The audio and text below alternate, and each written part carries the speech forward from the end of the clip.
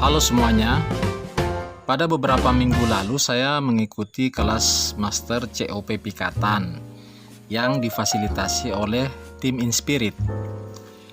Di dalamnya mengundang 3 tokoh dan master di bidangnya, yaitu Ibu Erna Witular, Bapak Hilmar Farid, dan Bapak Ali Syahbana Haliman. Apa saja pelajaran penting yang dapat saya ambil dari ketiga tokoh tersebut? Nah, yang pertama dari Ibu Erna Witular tentang isu pembangunan berkelanjutan. Agak sedikit berbeda dengan isu pembangunan hijau yang lebih mengedepankan aspek lingkungan.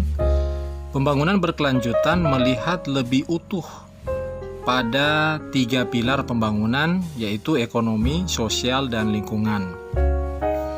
Sehingga misalnya penerapan teknologi mutakhir dan mahal pada pengolahan limbah suatu pabrik sulit untuk bisa berkelanjutan di suatu wilayah dengan sumber daya keuangan yang terbatas. Dengan cara pandang holistik, pembangunan berkelanjutan membutuhkan lebih banyak disiplin ilmu yang berbeda untuk mencapai tujuannya, yaitu bagaimana menciptakan kesejahteraan saat ini tanpa mengorbankan pemenuhan kebutuhan generasi masa depan. Oleh karena itu, pembangunan berkelanjutan menggagas kolaborasi, kerjasama, dan kemitraan dengan semua stakeholder, sektor, dan wilayah pembangunan. Kemitraan tersebut mensyaratkan partisipasi multipihak, tata kelola yang transparan dan akuntabel, sehingga ketika diterjemahkan dalam program, maka akan berdampak luas dan lebih dalam. Dari Bapak Hilmar Farid, yang menarik adalah konsep pemajuan kebudayaan. Kebudayaan sendiri adalah suatu proses tanpa akhir. Ia harusnya menjawab tantangan yang dihadapi manusia dalam hidup. Di sini, kita melihat kebudayaan bukan saja sebagai aset dari masa lalu, tapi juga suatu peluang di masa depan untuk melakukan inovasi. Sehingga, cara pandang kita terhadap kebudayaan semestinya tidak protektif, tapi harus lebih terbuka, proaktif, dan progresif. 3 aspek budaya di masyarakat, mentifak, sosiofak, dan artefak, yang di dalamnya terjadi proses produksi dan konsumsi budaya, penting diperhatikan sebagai area inovasi budaya. Ini sama sekali menepis anggapan bahwa inovasi cenderung mematikan warisan budaya. Padahal munculnya budaya asing yang baru justru lebih cepat menggantikan warisan budaya yang ada. Misalnya budaya jamu dan rempah Nusantara, atau juga produk-produk masyarakat tradisional di sekitar hutan, menunjukkan perubahan semakin jauh dari minat gaya hidup modern.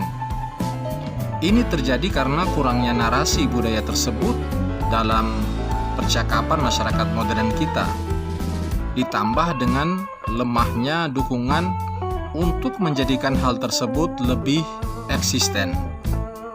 Sehingga inovasi yang dibutuhkan adalah membangun narasinya, kemudian meneguhkan eksistensinya dengan manajemen kurasi yang baik, yang akhirnya menarik untuk dikonsumsi oleh masyarakat, bukan hanya artefaknya saja, tapi juga sosiotefak dan mentifaknya.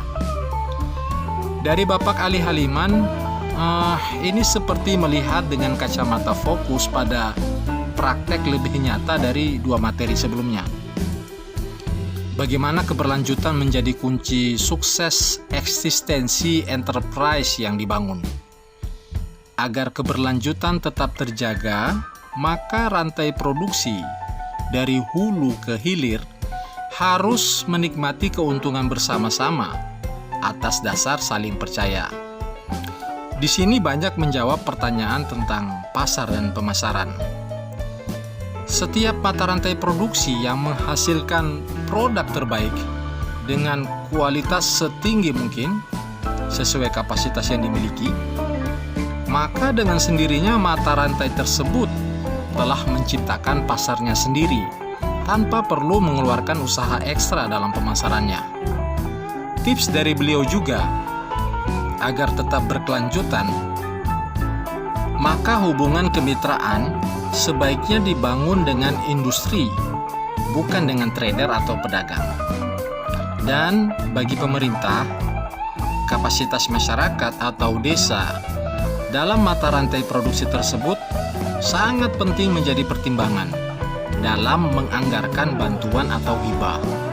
Sebab sering terjadi bantuan atau hibah tidak menghasilkan perubahan apa-apa, karena apa yang dihibahkan berbeda jauh dengan apa yang sebenarnya dibutuhkan sesuai kapasitas masyarakat tersebut.